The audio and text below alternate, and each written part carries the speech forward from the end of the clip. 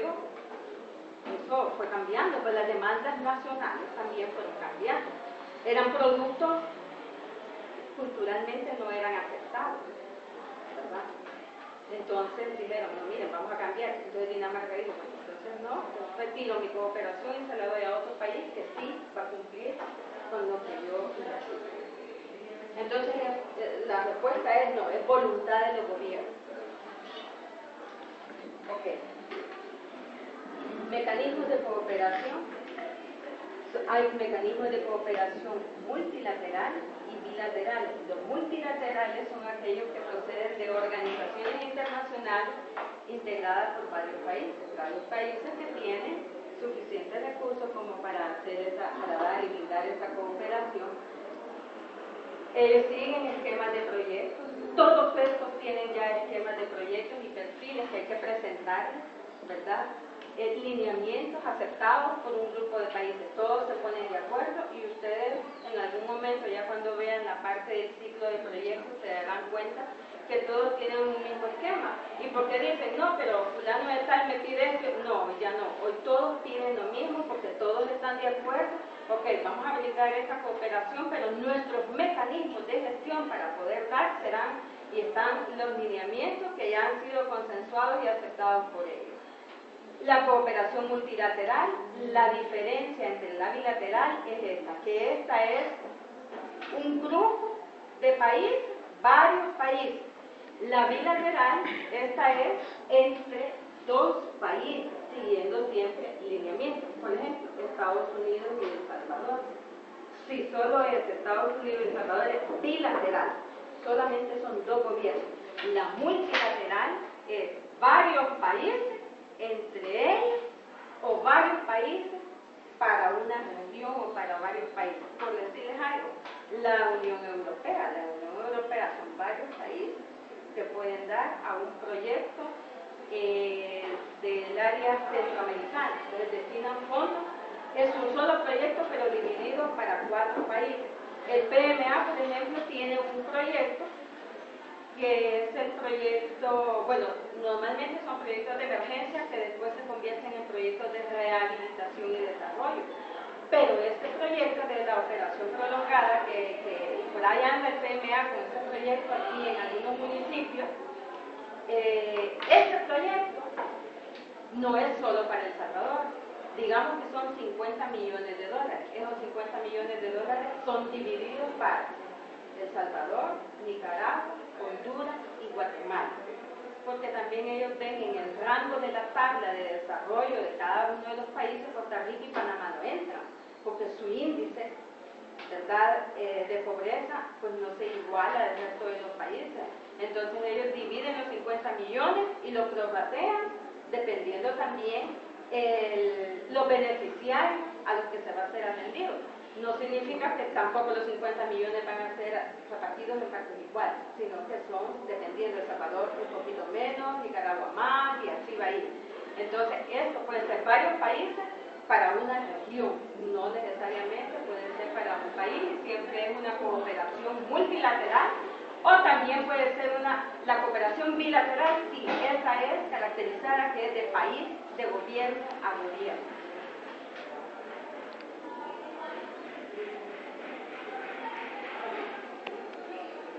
Los procesos de la cooperación reembolsable, o sea, de los préstamos, hay que hacer un proyecto, un requerimiento de préstamo, una evaluación ex ante. Ellos siempre se cuidan de justificar la erogación de esos fondos.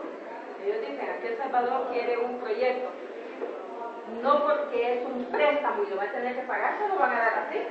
¿Sí? Cuando uno va a un banco, ¿qué le piden? Hasta la magnífica, y se va a tener que pagar. Entonces es exactamente lo mismo.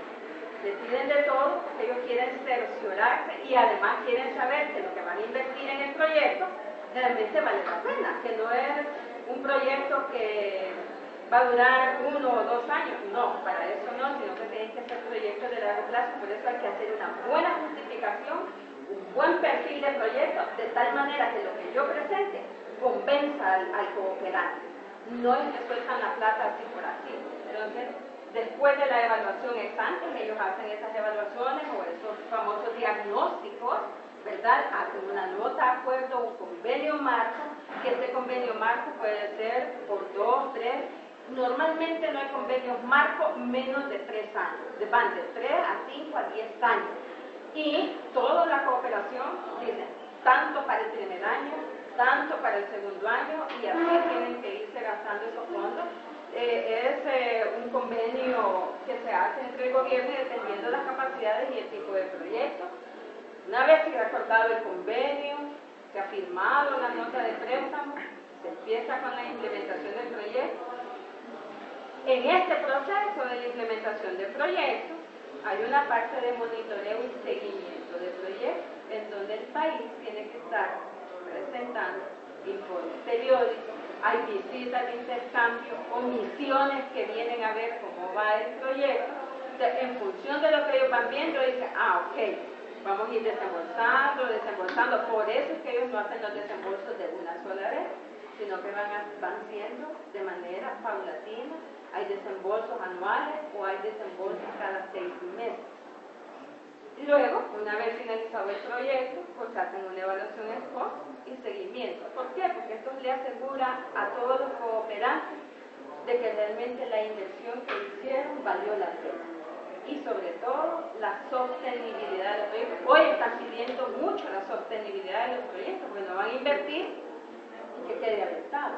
Por eso es que ahora, como les digo, las nuevas orientaciones de la cooperación, uno de los requisitos es que los gobiernos se comprometan que estos proyectos van a ser de largo plazo, que se les va a buscar el mecanismo de sostenibilidad, ¿verdad?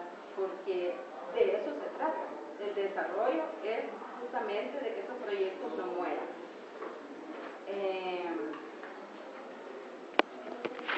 Los proyectos de los préstamos, ¿verdad?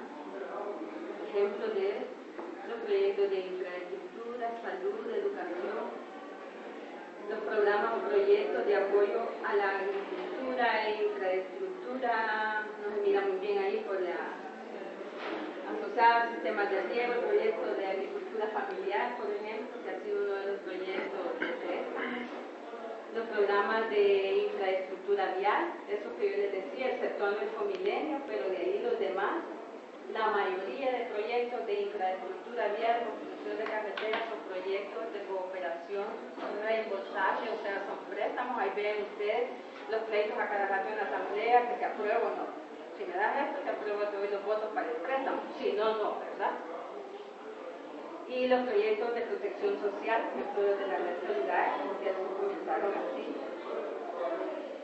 Los proyectos de donaciones tienen casi los mismos mecanismos, ¿verdad? La preparación del proyecto, el requerimiento de donación, hay intercambio de notas, acuerdos, implementación, seguimiento y presentación de informes periódicos y de resultados.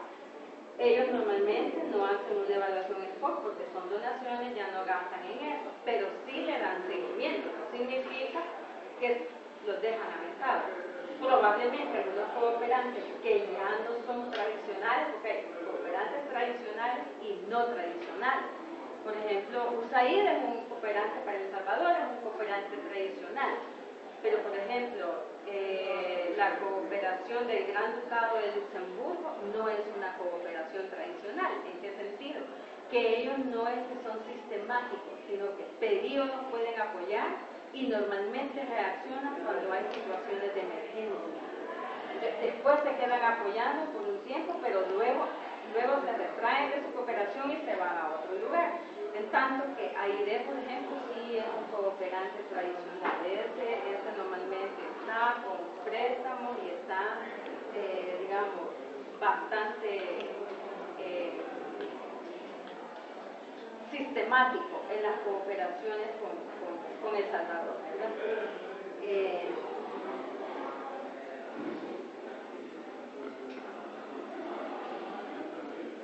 ¿Cuáles son los tipos de proyectos que aplican cuando son proyectos de no reembolsables de donaciones? Son los proyectos de seguridad alimentaria. ¿Por qué creen ustedes que los de seguridad alimentaria son proyectos no reembolsables?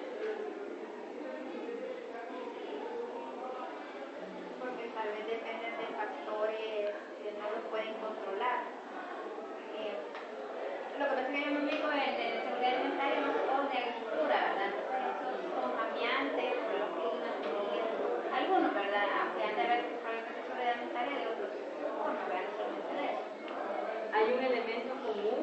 de esto, de los proyectos de apoyo y de seguridad, los proyectos de seguridad alimentaria, porque en ese marco hay un sentido humano.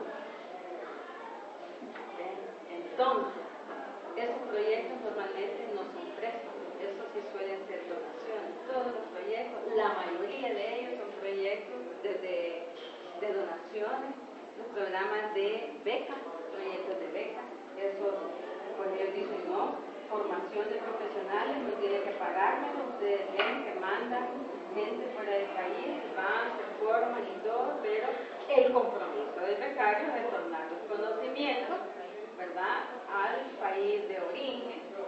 Los programas de ayuda humanitaria y de emergencia, es una emergencia, un terremoto en El Salvador, en ese momento no le va a ocurrir, mira, te voy a hacer un préstamo para que les ayudes, no, son reacciones inmediatas y entonces son ayudas humanitarias que vienen de la Cruz Roja, de todos los organismos internacionales, de países amigos. Eso no es reembolsar, son donaciones, que no significa que vienen a granel y ahí ve usted qué hace, no. Como decía Néstor, existe un Ministerio de Relaciones Exteriores y existe una Dirección de Cooperación Internacional que ya canaliza todo lo que viene de la cooperación y se contabiliza, aunque sea en especie, se le pide al donante cuánto cuesta. Por cuestiones de transparencia, esta donación costó tanto, pero está ahí y se registra al donante también, ¿verdad? Y los programas de cultura o de fomento a la identidad y al patrimonio, a la identidad cultural y al patrimonio nacional. Todos estos proyectos realmente no son proyectos de préstamo, sino que suelen ser proyectos de donación. ¿Quiénes son las fuentes de financiamiento? Tenemos diferentes tipos de cooperantes. Entre ellos están la ESID, ¿verdad?, que es la Agencia Española para la Cooperación Internacional de Desarrollo Internacional, USAID, el JICA o el JICA, como le conocemos, que es la cooperación de Japón, ¿verdad? Tenemos IKFW, que es el banco alemán, ¿verdad?, la cooperación alemana, la Unión Europea, que son todos los países, el ACTI, que es la cooperación sueca, ¿verdad?, la cooperación sueca, el ACTI, esta es la cooperación canadiense, la Agencia Canadiense de Desarrollo Internacional, el GIZ, que también, el GIZ normalmente es la cooperación técnica, pero y está vinculado, normalmente siempre existe esta vinculación. El KfW, porque este es como su brazo ejecutor, su brazo técnico, y este es el que maneja la plata. Pero normalmente siempre, estos dos siempre suelen estar vinculados. El USDA, esta es el Departamento de Agricultura de los Estados Unidos, y ellos apoyan todos los programas siempre en cuestiones de ayuda alimentaria, y estos sí son donaciones. El COICA, que también es la cooperación coreana. La banca de desarrollo, pues tenemos que diferenciar entre los cooperantes, ¿verdad?, y la banca de desarrollo, que estos definitivamente no son donaciones, estos son préstamos. Tenemos al BID, al Banco Mundial, el FIDA, el BES, que es el Banco Centroamericano, ¿verdad? Y están las agencias del sistema de Naciones Unidas, que era lo que yo les explicaba. Hay muchas más agencias que pertenecen a Naciones Unidas. Esto no es la lista completa, ¿verdad? La UNOP, esta se caracteriza, es una agencia que no es muy popular, digámoslo así. Esta es la agencia del sistema de Naciones Unidas que se encarga del desarrollo de proyectos, de maneja la plata para implementación de proyectos. No tiene acciones operativas, ellos no son de campo, ellos lo que hacen es manejar la plata y la transfieren a gobiernos locales o a ONG o a donde el donante diga específicamente yo quiero trabajar con ayuda en acción, por ejemplo, por ponerles un ejemplo. Entonces, ok, pero es a través de un NOP, o por ejemplo, el trabajo que hicieron en CEPA, la remodelación que hicieron en CEPA, eso viene de una cooperación, pero viene a través de la UNOP, y la UNOP contrata a todos los consultores y a todos, incluso a las empresas que van a desarrollar la remodelación del aeropuerto. UNICEF, esta es la agencia que se encarga todo de protección a la niñez. El PNUD, muy conocido, sin embargo, es la agencia que menos opera civil. Y esta es la agencia que normalmente en todos los países coordina al resto de las agencias de Naciones Unidas en el país. Y hay un representante del PNUD, pero es el coordinador residente. Se le llama coordinador residente, porque es el coordinador de todos los representantes de las agencias del sistema acá, ¿verdad? El UNPA es la agencia para el Fondo de Población, exacto. Bueno, la FAO, ya ustedes creo yo que conocen más a la FAO, OPS, OMS, ONUDES, que es bastante reciente, ¿verdad? Casi no lo veo aquí, el PLA, ONUCIDA, y bueno.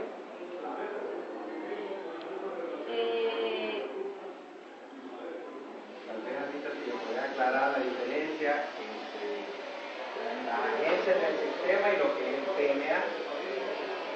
Es una aclaración importante que hay que hacer, porque muy poca gente conoce esa. En relación con los fondos. Dentro del sistema de Naciones Unidas están las agencias. El PMA es un fotograma. Sí, exacto.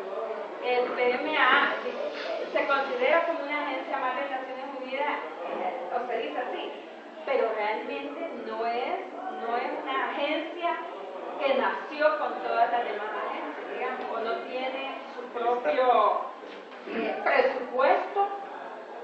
El PMA es la única diferencia de las demás agencias, depende originalmente de la FAO. Digamos que el PMA es el hijo de la FAO. Primero fue creada la FAO y luego el PMA se creó como el brazo operativo logístico y de ayuda humanitaria de la FAO, de emergencia. Luego se independizó, se convirtió en ¿cómo se llama? Programa Mundial de Alimentos. Y si ustedes ven, y regresamos, a ver,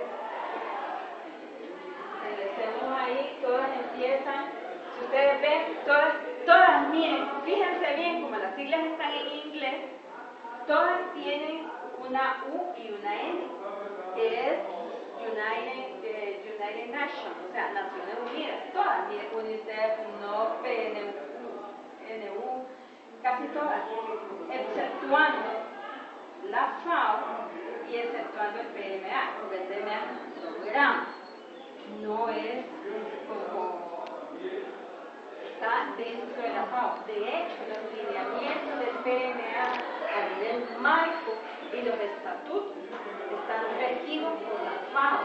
Incluso, aunque la sede del PMA y de la FAO están en Roma, pero el PMA siempre, ellos tienen una junta directiva, ¿verdad?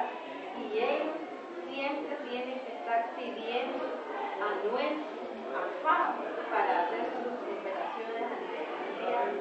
O sea, de alguna manera ellos están vinculados y no son totalmente autónomos. Hay una razón técnica también para esa relación, porque Carlos lo dijo ahorita, el PMA es un programa de ayuda humanitaria en situaciones de emergencia. Si la ayuda alimentaria no se maneja bien, el impacto que provoca en los países, ¿a dónde creen que va? El primer impacto va hacia la agricultura. Por eso, el impacto en la agricultura, y impactando la agricultura impacta la economía de los países. Entonces, el que debe autorizar, entre comillas, debería de autorizar las operaciones del PMA es la FAO, porque es la que dice podés entrar. Hay una situación de emergencia alimentaria, el país no tiene capacidad de reservas y de producir alimentos para las familias que están en riesgo, entrar. La Paula tiene que decir entrar, pero entrar en una situación temporal, porque las emergencias son temporales, de tener que retirarte, porque si te quedas me distorsionas el mercado. Y eso ocurre más comúnmente de lo que nosotros nos imaginamos. Entonces, por eso, ese programa tiene que entrar y salir. El problema ha sido que en la práctica, en la realidad, el hijo le salió bien respondón y le salió malcriado. Es la realidad. Ya no se quiere ir. Se independizó realmente, ¿no? Se independizó, pero también hay que aclarar estas cosas. Se independizó porque el PMA logró tener mayor recurso, porque se convirtió en un brazo operativo logístico para entrega de alimentos de países que tienen alta producción, excedentes y muchos de ellos de mala calidad, y vienen y lo meten. Y el brazo para la distribución es el PMA.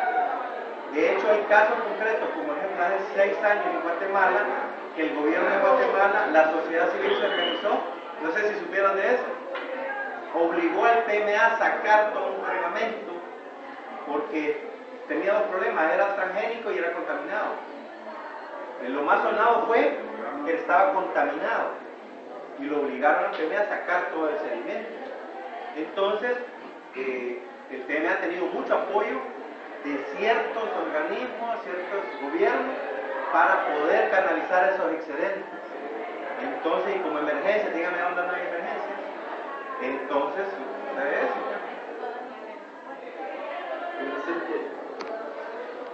Si nosotros fuéramos analíticos, como salvadoreños, ponemos las ayudas que vienen a nuestro país, por ejemplo, a los lugares más pobres, ustedes analicen ese alimento que viene, lo entregan y dicen, tiene este alimento para mí. Es cierto, hay alimentos que pueden, pero hay otros alimentos que nosotros somos analíticos y vemos la calidad de ese alimento, lo que está diciendo es una realidad. Por ejemplo, el frijol que están entregando ahorita con el programa de alimentos, el frijol no es de la calidad exquisita que necesita la gente. Es un frijol en la alimentación escolar o en otro programa. El programa que se entrega a la gente más pobre, estos niños, es una de creación del programa. Entonces, si nosotros analizamos ese alimento, por ejemplo el frijol, yo veo a la gente como este frijol, yo veo frijol duro, que le cuesta para hacer frijol oscuro. Nosotros empezamos a analizar qué es lo que le mandan, ¿no? Y lo que dice es una realidad, pero tenemos que ser analíticos, pero no tenemos que decirle a la gente, mire, no, esto no es tan alto para usted. ¿Qué le vamos a dar a la gente? Si la gente ha perdido su vida, si la gente tiene necesidad de ser alimenta. Entonces, lo que dice él es una realidad, pero no todos tenemos esa capacidad de análisis, ¿verdad? Para muchas veces Tiene toda la razón. Y qué bueno que lo tocó porque ahí vamos a dar una explicación sobre algo que yo creo que ustedes merecen y tienen que conocer para que ustedes mismos sean parte de la Contraloría de los recursos que a nivel nacional se ejecutan. ¿Cuál es el mandato de las agencias de Naciones Unidas? No es que vengan y digan, mire, yo tengo este proyecto y usted lo va a hacer porque yo digo, porque yo soy Naciones Unidas, porque yo soy el PMA, porque yo soy la FAO, porque yo soy el UNICEF. No. Ellos están en apoyo de los gobiernos. Y de hecho, todas las agencias y todos los representantes reciben un beneplácito, porque a nivel diplomático la representación es una representación diplomática. Si el gobierno quiere, acepta que venga, pero si no quiere, igual no. Igual ya puede estar en el país, pero si un representante no hace bien sus cosas, puede ser declarado non grato y se va. Y eso no vuelve a entrar al país, no como representante diplomático y menos como de la agencia o de la institución que viene representando. O sea, ellos están todas sin excepción, en apoyo a los gobiernos nacionales. No es que tienen que venir y decir y imponer los proyectos, eso no es. Cada representación debe de, lo que les decía, ¿no?, con un beneplácito de parte del Ministerio de Relaciones Exteriores, presenta sus credenciales antes de venir. No es que yo aquí vengo y aquí están mis cartas credenciales. Antes de venir, por lo menos 3 meses antes de venir, él tiene que haber recibido el beneplácito. Y por escrito, el canciller tiene que decir, ok, sí, le damos el beneplácito como gobierno, ¿verdad?, para que esta representación y esta persona venga a nuestro país. Cada agencia tiene un mandato específico. PMA es ayuda humanitaria y asistencia en emergencia. UNICEF es atención a la niñez. ONUCIDA también, atención a las personas afectadas con el VIH, OPS para todos los temas de salud, la FAO el tema de agricultura, asistencia técnica. O sea, se supone que cada una debe respetar su mandato y no deben andarse cruzando. En la realidad a veces eso no pasa, ¿verdad? Pero definitivamente cada una tiene que respetar su, así como el gobierno, ¿verdad? Tiene su Ministerio de Salud, de Educación, cada uno tiene a lo suyo. Lo que sí pueden hacer es complementar acciones. También complemento. Por eso es importante que ustedes que provienen de municipalidades también, tenemos representantes de municipalidades, ¿verdad? Esa misma naturaleza de cooperación tiene que existir, esa relación de cooperación. Una vez entra al país, como lo dijo Anita, hay todo un proceso de autorización del país. Cuando gestionan un proyecto, tienen que pedir autorización del país, del gobierno, en el caso de la FAO, tienen que buscar el beneplácito del Ministerio de Agricultura y Ganadería. Lo mismo debe ocurrir cuando llega a un territorio. ¿Dónde debería acercarse ese proyecto antes de iniciar operaciones? Lo primero es en la gobernación. Lo primero es la gobernación. ¿Por qué? Porque es el representante del gobierno central en el departamento. Una vez se conoce y se da el beneplácito, entra a la municipalidad. Porque no podemos romper institucionalidad. Si estamos intentando crear institucionalidad, hay que fortalecerla. Por eso se les está dando toda esta explicación a ustedes. Para cuando ustedes lleguen a su territorio, ustedes tienen que advertirle a su autoridad la responsabilidad que tienen. No puede ser que de repente están en, no sé, en Comalapa y solo ven pasar los carros nuevos del sistema de Naciones Unidas. ¿Y aquí qué pasó? No, tienen que llegar, presentarse a la explicar el proyecto y tener el beneplácito. Porque acuérdense que no toda cooperación, no todo el que te quiere ayudar, realmente te ayuda. Muchas veces lo que ocurre es que nos dejan problemas. No es que se niegue la entrada a la cooperación, pero tiene que ser ordenada. ¿Verdad? Ojo con esto. Buenos días. Los tipos de proyectos que existen, ¿verdad? Proyectos de inversión pública, son todos esos proyectos que buscan cumplir con objetivos sociales a través de las becas gubernamentales o alternativas empleadas por los programas de apoyo. O sea, todos estos proyectos de inversión pública están contemplados en el presupuesto general de la nación, en las instituciones están los famosos COA, hasta en las escuelas, ¿verdad? Cada una tiene un plan de inversión anual y los proyectos, todos los fondos son proyectos de inversión pública. Ejemplos de él, la infraestructura vial, desarrollo de infraestructura y producción de agua, el saneamiento básico, son proyectos de inversión pública, porque son resultados del valor de la venta de productos. Tenemos algunos ejemplos: ampliación de operaciones, proyectos agrícolas, ganaderos, talleres, zapatería, diversificación de, digamos, en este caso de la artesanía. Todos esos son proyectos privados o productivos, porque generan algún ingreso y algún bien, digamos, adicional. No es que van directamente, siempre tienen algo, ¿verdad? Eso me va a generar alguna ganancia. Los proyectos de desarrollo social, ¿verdad?, buscan alcanzar un impacto de calidad de vida en la población y están enfocados en la población y en la persona, no necesariamente representan dinero, ¿verdad?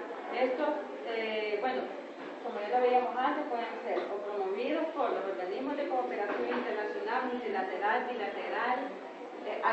También existen de esta hay una subcategoría, no se las escribí aquí, la cooperación vertical y la cooperación horizontal.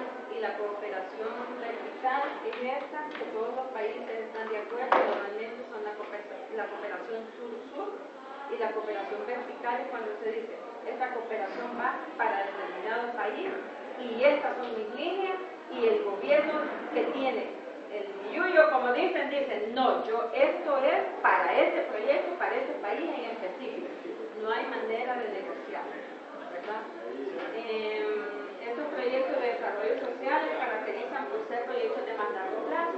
Ejemplo de ello, el programa de la red solidaria, el programa de alimentación y salud escolar, el programa de protección para grupos vulnerables en el caso de salud, que se viene desarrollando desde hace los CBI, los CRN, todos estos proyectos de ayuda humanitaria son normalmente proyectos de más largo plazo, programas de agricultura familiar, no son proyectos cortos. Esa es la diferencia, la principal característica de los proyectos de desarrollo social, que son de muy largo plazo. Ahí lo tenemos, los ejemplos, ¿verdad? Programa de infancia, juventud, mujer, participación ciudadana, gobernabilidad, que hoy se necesita bastante y necesitamos mucho fortalecer nuestras capacidades sobre gobernabilidad, ¿verdad? Tipos de proyectos, muy rápidamente, proyectos de emergencia, ¿verdad? Principal objetivo de estas operaciones es salvar vidas.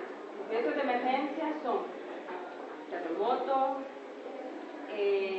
una inundación, un Mitch, por ejemplo, la sequía, que da tiempo, pero no deja de poner en riesgo las vidas humanas, ¿verdad? Porque hay pérdida de producción, pérdida de bienes, de activos, de las familias, ¿verdad? En estos proyectos de emergencia, cuando los organismos vienen y cooperan, ellos no es que solo vienen a un terremoto, ya, llega la ayuda, no. Ellos tienen que respetar las fases. Uno es la primera, que es la fase de emergencia, en donde ellos dicen y hacen, ok, ustedes han oído los famosos EDAN, que son las evaluaciones de daño. No es que porque hubo un terremoto en El Salvador le vamos a llegar y no. Primero ellos van, hacen una evaluación de daño y priorizan. ¿Cuál es? La prioridad es la persona, salvar la vida. Luego empiezan ellos y ven cuáles son los daños de infraestructura, daños en servicios básicos, agua potable, fuentes de agua, contaminación, y dentro de esa categoría de adultos, mujeres, niños, en fin, ¿verdad? Normalmente el proyecto de emergencia dura o está planificado para que sea ejecutado. Los fondos que vienen para eso, ya sea fondos, o sea, digamos, en bienes, recursos tangibles, ¿verdad? No más de 3 meses.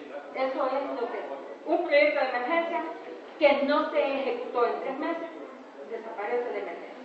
Pues la necesidad es inmediata.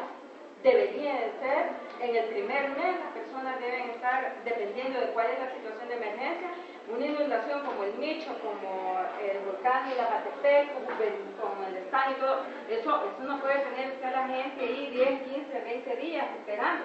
Eso necesita una reacción inmediata.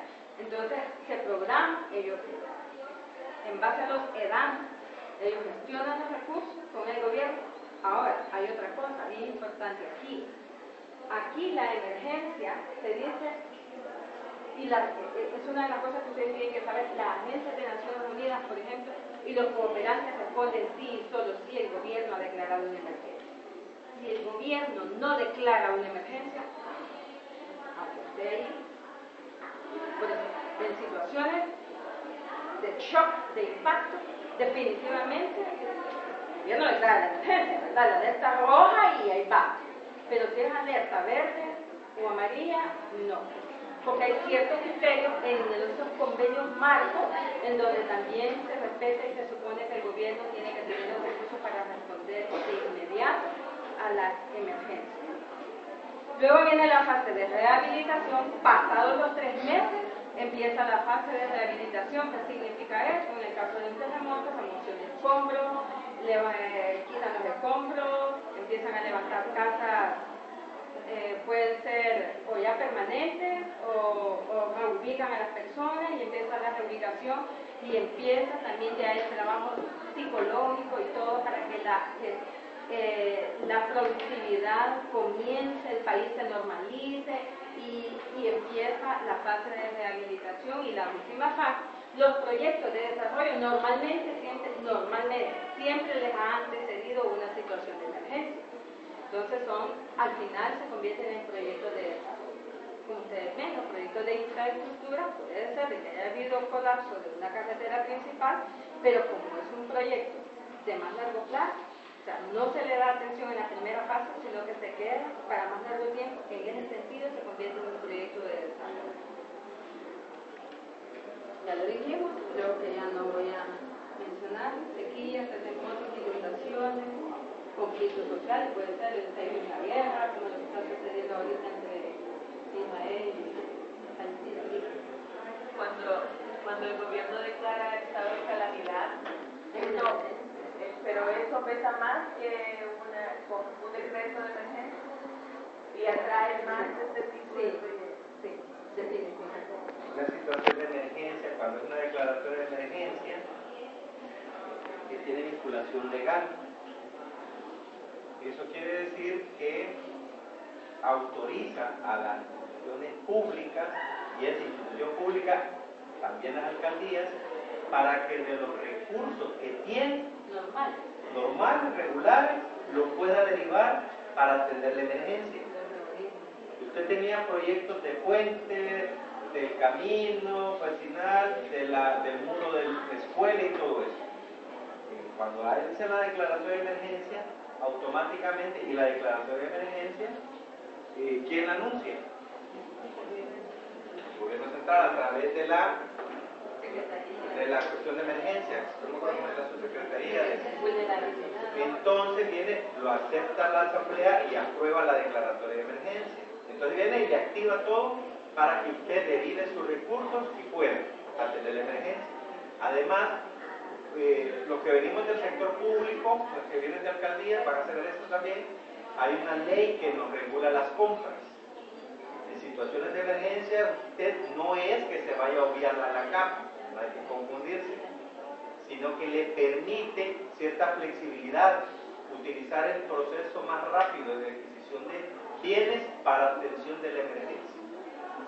Cuando es un estado de calamidad, ese es bien complicado por el impacto que tiene a nivel internacional, porque cuando la declaran estado de calamidad es que el Estado declara que no tiene capacidad de atender esa emergencia con sus propios recursos.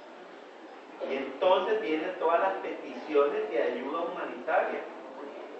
Entonces, aquí no hemos tenido una declaratoria de estado de calamidad, todavía no lo hemos tenido, ¿verdad? Hemos llegado a estado de emergencia. De emergencia, sí. De calamidad, no puede ser. Y la declaratoria de emergencia. Para los terremotos. De calamidad, creo, para los terremotos, creo que lo hicieron. Para el segundo terremoto, creo que. Y también en las declaratorias de emergencia o calamidad pueden ser localizadas, o sea, localizadas, como puede ser a nivel nacional, como puede ser en un territorio muy concreto. Por ejemplo, el volcán el Chaparastique, ahí puede el Estado declarar declaratoria de emergencia para esa región. Entonces, toda la gobernación, las alcaldías municipales están autorizadas para hacer uso de estos recursos para atender la emergencia. Bueno, por supuesto, y de ahí la autoridad, por ejemplo, dengue. Exactamente. Entonces, para pedir, digamos, apoyo internacional, puede ser una emergencia nacional.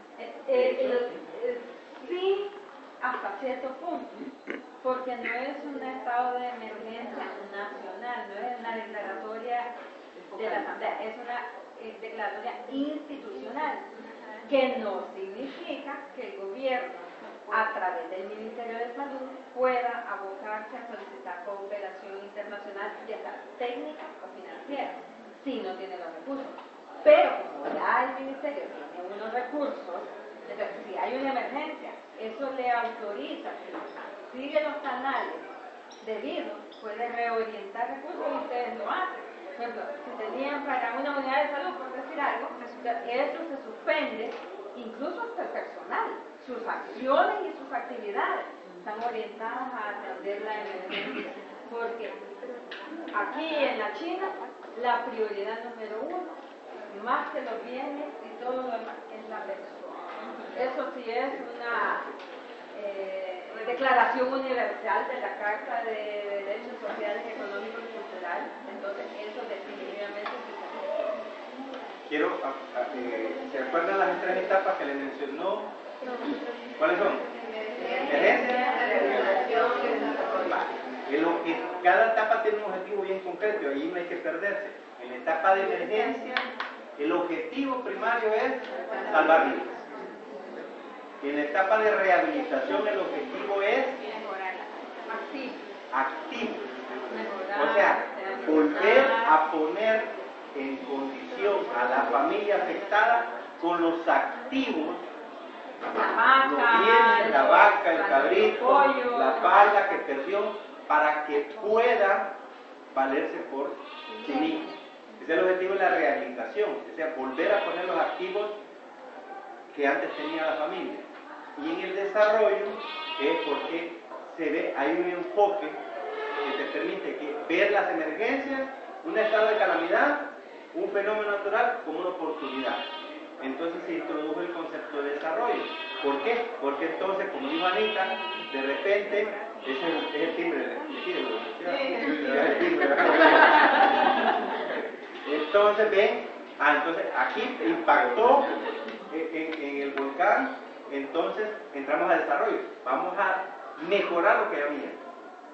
Entonces, el objetivo de la tercera etapa es desarrollar capacidades humanas para iniciar procesos de desarrollo amplio.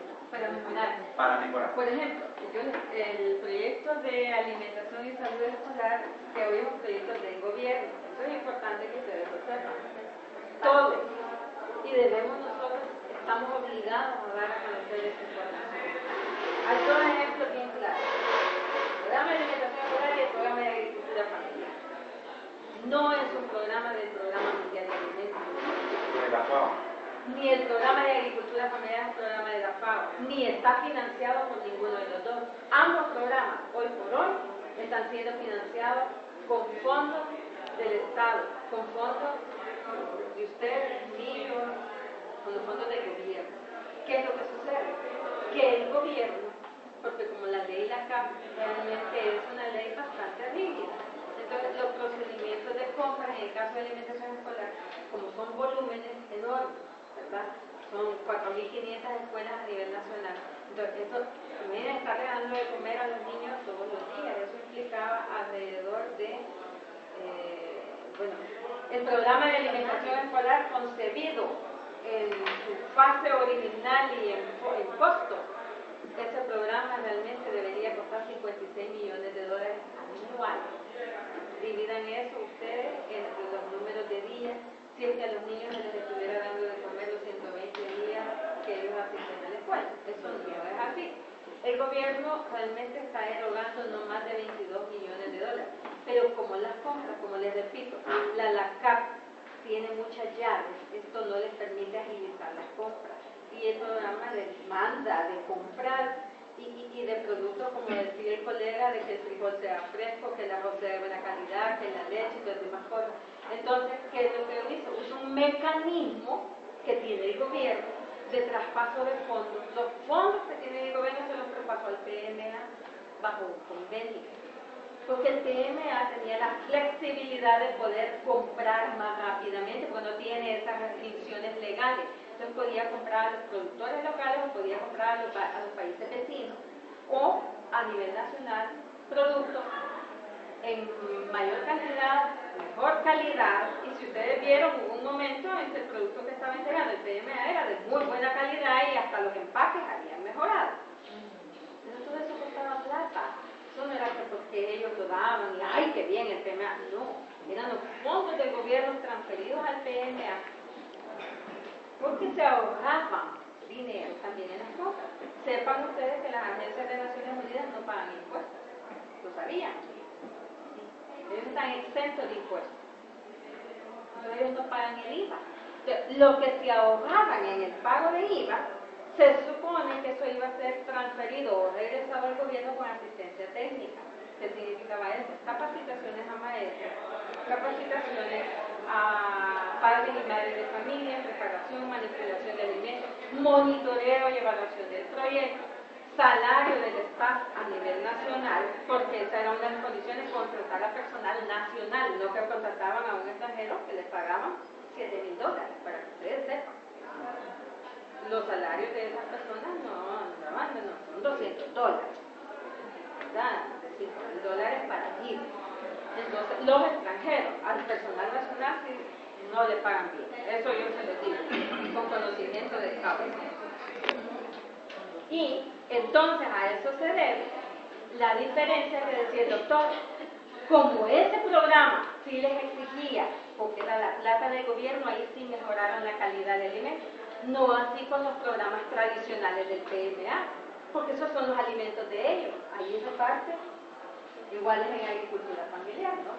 Lo mismo, es el mismo caso, pero el Ministerio de Agricultura le traspasó a FAO, y con esos fondos es que la FAO, pero no es que las agencias sean buena gente y los donantes, ¿verdad? Situaciones, ¿verdad? Las diversas vulnerabilidades de la vinculadas con la seguridad alimentaria y nutricional, las organismos, crisis, la situación de pobreza, que es lo que estamos haciendo nosotros en el departamento, identificando cuál es la situación de inseguridad alimentaria vinculada a pobreza, crisis financieras alimentarias, situaciones de conflicto, y muy relacionado con el cambio climático. Y ahorita mismo lo estamos viendo con lo de la sequía. Y bueno, otra vulnerabilidad, mala distribución de riqueza, aumento de la población, realmente esto, el aumento de la población causa una disparidad y bueno, tanto situaciones de falta de empleo, ingresos, poder adquisitivo, insalubridad del medio ambiente, hacinamiento, problemas de salud en la población, ¿verdad? Y, a ver, ¿qué es lo que nosotros tenemos que tomar en cuenta para hacer una buena gestión de recursos en el departamento de Chalá? Tenemos un plan estratégico a nivel departamental, que es el plan que hemos elaborado recientemente con todos los actores locales. Y los planes estratégicos de los comunidades. ¿Por qué? Porque el Ministerio de Hacienda lo primero que, para hacer cualquier intervención en cualquier territorio, que es lo primero que pide. No porque a mí se me antojó hacer algo, sino porque me piden y un plan. Todo tiene que estar respaldado. Si yo no tengo mi plan, y aquí he puesto, mira, esta es la justificación por la cual yo voy a hacer esto, y esto cuesta, si yo me lo invento así de la manga de la noche a la mañana y me lo saco de la manga de la camisa, ¿y a dónde está? ¿A dónde está el respaldo suyo?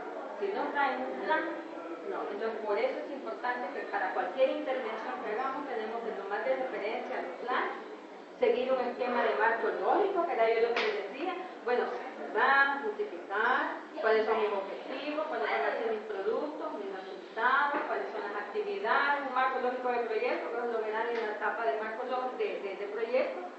Respaldo de información estadística, muy importante. Miren, nosotros tenemos un problema ahorita y esto no lo tenemos. Información estadística ha sido un dolor de cabeza y tenemos que trabajar mucho, fortalecer capacidades y bien.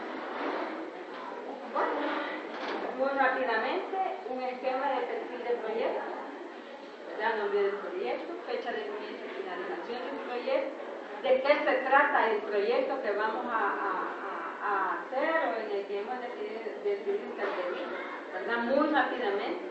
Los organismos de cooperación no son de los que leen así, 3 páginas y se acabó. Tenemos que ser bien concretos, bien claros en los objetivos y en los resultados que estamos planteando. Si no, no convencemos a donar. Objetivos, ¿verdad? Posibles de alcanzar en acciones sencillas también. No tienen que ser objetivos erradicar la pobreza y volver a todos los chalatecos millonarios. No, o sea, no, sería, ¿verdad?, objetivos reales. Iniciar el fondo con va a mejorar la situación de inseguridad alimentaria, por ejemplo. Determinación de las actividades en tiempo.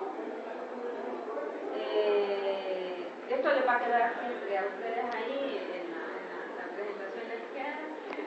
¿Quiénes son las personas que van a desarrollarlo? ¿Cuáles van a ser los recursos disponibles, fondos de contrapartida y los que se van a gestionar? Determinación de la forma de evaluación, cómo yo voy a evaluar y voy a ir midiendo el alcance de los objetivos y de los resultados del proyecto durante el desarrollo y al finalizar, ¿verdad? A ver, me parece que esto es nada más una frase para que ustedes la tomen en cuenta. Nada en la vida se puede hacer porque una sola persona lo hizo, siempre necesitamos ayuda de otros. Así es. Son 3 las cosas que les diría a un equipo para ayudar a mantener su vida. Cuando algo resulta mal, yo lo hice. Cuando algo resulta más o menos bien, nosotros lo hicimos. Y si algo resulta